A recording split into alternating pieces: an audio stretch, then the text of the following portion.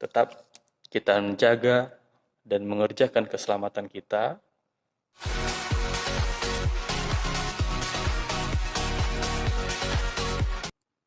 Ya, shalom. Kembali lagi bersama saya, Leader Gula. Tetaplah kerjakan keselamatanmu. Jadi,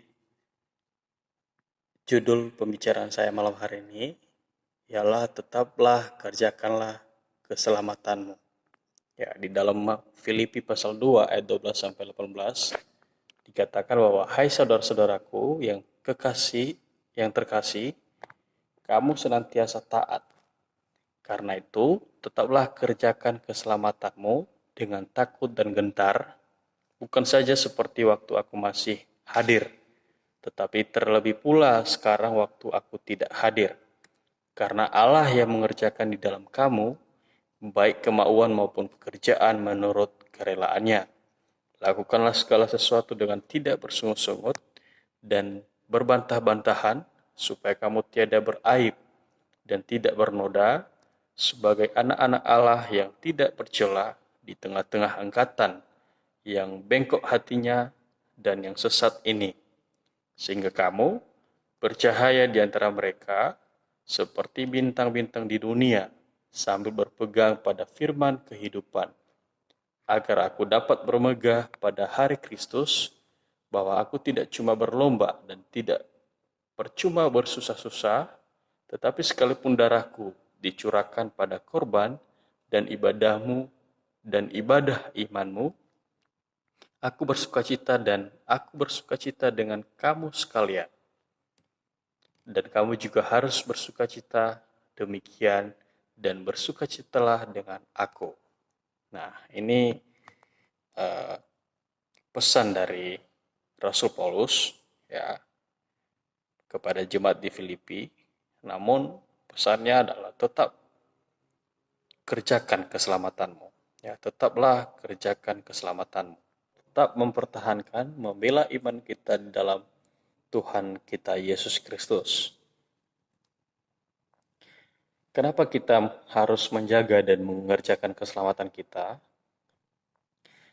Di dalam Filipi pasal 1 ayat 5 sampai 7, di situ dikatakan bahwa aku mengucap syukur kepada Allahku karena persekutuanmu dalam berita Injil mulai dari hari pertama sampai sekarang ini. Akan hal ini aku yakin sepenuhnya, yaitu ia yang memulai pekerjaan yang baik di antara kamu akan meneruskannya sampai pada akhirnya pada hari Kristus Yesus. Memang sudahlah sepatutnya aku berpikir demikian akan kamu semua, sebab kamu ada di dalam hatiku. Oleh karena kamu semua turut mendapat bagian dalam kasih karunia yang diberikan kepadaku, baik pada waktu aku dipenjarakan maupun pada waktu aku membela dan meneguhkan berita Injil. Ya, ini ungkapan Rasul Paulus, Bapak Ibu. Nah, bagaimana cara kita untuk menjaga dan mengerjakan keselamatan kita? Ya, tentu kita harus mengalami Tuhan, ya, mengalami keselamatan dari Tuhan Yesus, mengalami kehadiran Tuhan Yesus, mengalami kasih Tuhan Yesus dalam kehidupan kita. Ya, kalau kita tidak mengalami Bapak Ibu dan teman-teman sekalian, tentu sangat mudah sekali iblis memakai orang-orang lain, sangat mudah sekali iblis memakai hal-hal lain untuk menggoda dan mempengaruhi kita. Nah, cara kita menjaga dan mengerjakan keselamatan kita, ya, tentu yang utama adalah kita harus mengalami keselamatan itu, ya, di dalam Tuhan Yesus Kristus. Mengalami dengan sungguh-sungguh. Kemudian kita harus taat kepada Tuhan, ya. Tanpa taat, percuma dikatakan kita orang Kristen, percuma kita dikatakan anak Tuhan. Kemudian taat kepada firman Tuhan, ya, taat kepada firman Tuhan. Kalau sudah taat kepada Tuhan, taat kepada firman Tuhan. Supaya apa? Firman Tuhanlah yang mengarahkan hidupmu. Firman Tuhanlah yang mengarahkan jalan hidupmu, jalan pikiranmu, jalan apa keinginan hatimu. Kemudian taat kepada pemimpin-pemimpin rohaninya. Ya, mereka juga menjadi jemaat yang setia dan bersedia melakukan apa yang dinyatakan Tuhan di dalam kehidupan mereka. Ya, Tuhan tak butuh kehebatanmu, saudara. Ya, sekali lagi Tuhan tak butuh kehebatanmu, tetapi Ia membutuhkan ketaatanmu dalam hidupmu. Ya, seperti di dalam Filipi pasal 2 ayat 15, ya. Supaya kamu tidak beraib dan tidak bernoda, ya. Sekali lagi supaya kamu tiada beraib, tiada bernoda sebagai anak-anak Allah yang tidak bercela di tengah-tengah angkatan yang bengkok hatinya dan yang sesat ini. Sehingga kamu percaya di antara mereka seperti bintang-bintang di dunia.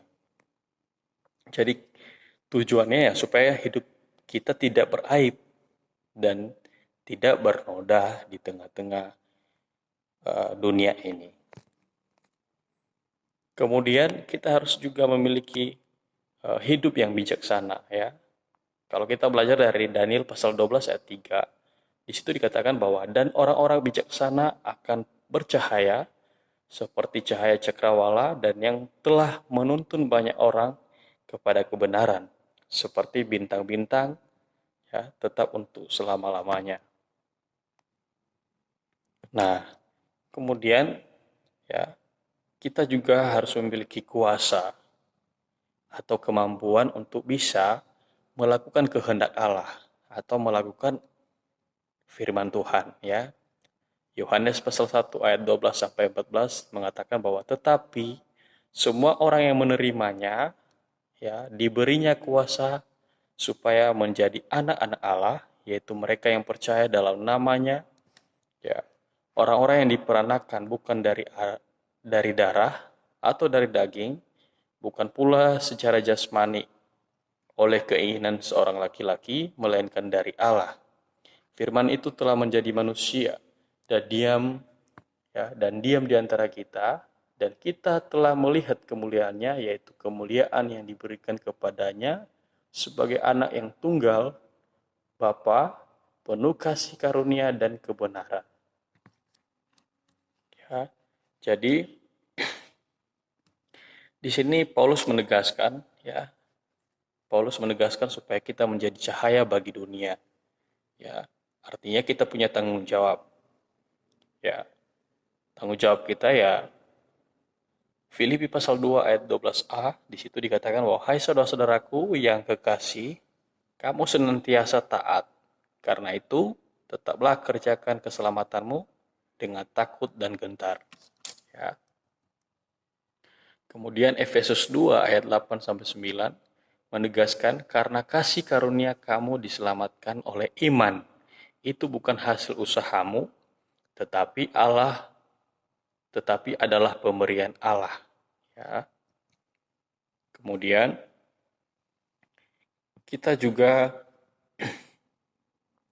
tumbuh dalam kasih karunia, ya. Ya. Pertama tadi ya kita menjadi cahaya bagi dunia, ya.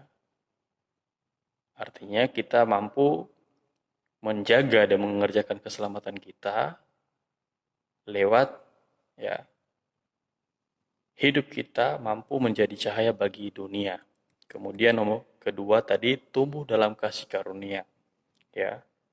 2 Petrus pasal 3 ayat 18 mengatakan, "Tetapi bertumbuhlah dalam kasih karunia dan dalam pengenalan akan Tuhan dan juru selamat kita, Yesus Kristus. Baginya kemuliaan sekarang dan sampai selama-lamanya." Ketiga, sadar akan peranan Allah. Ya, Filipi pasal 2 ayat 13. Karena Allah lah yang mengerjakan di dalam kamu, baik kemauan maupun pekerjaan menurut kerelaannya. Ya, mari kita sadar akan peranan Allah dalam hidup kita. Ya.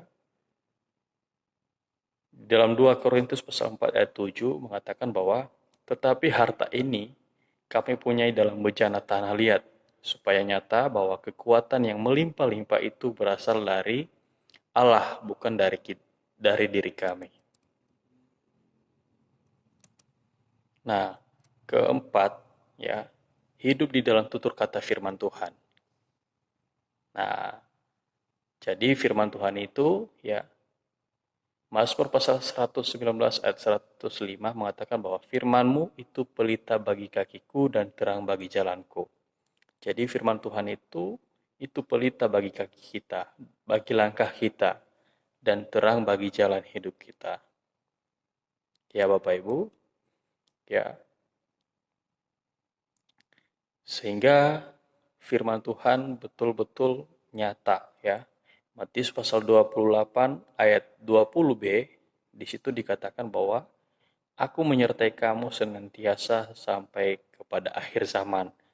Ya, artinya ketika kita taat kepada Tuhan, ya, Tuhan Yesus mengatakan dan menjanjikan bahwa Ia menyertai kita sampai akhir zaman.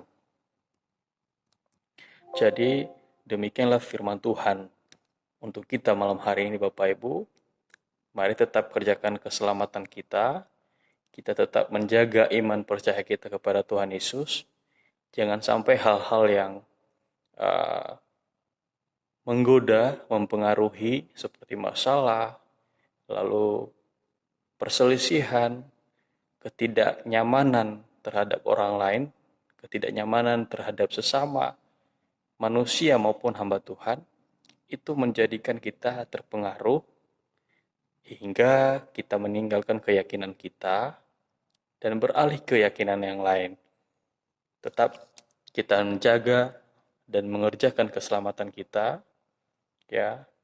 Kita teguhkan iman pengharapan kita di dalam Tuhan Yesus Kristus. Demikian Bapak Ibu, terima kasih. Tuhan Yesus memberkati kita semua. Shalom.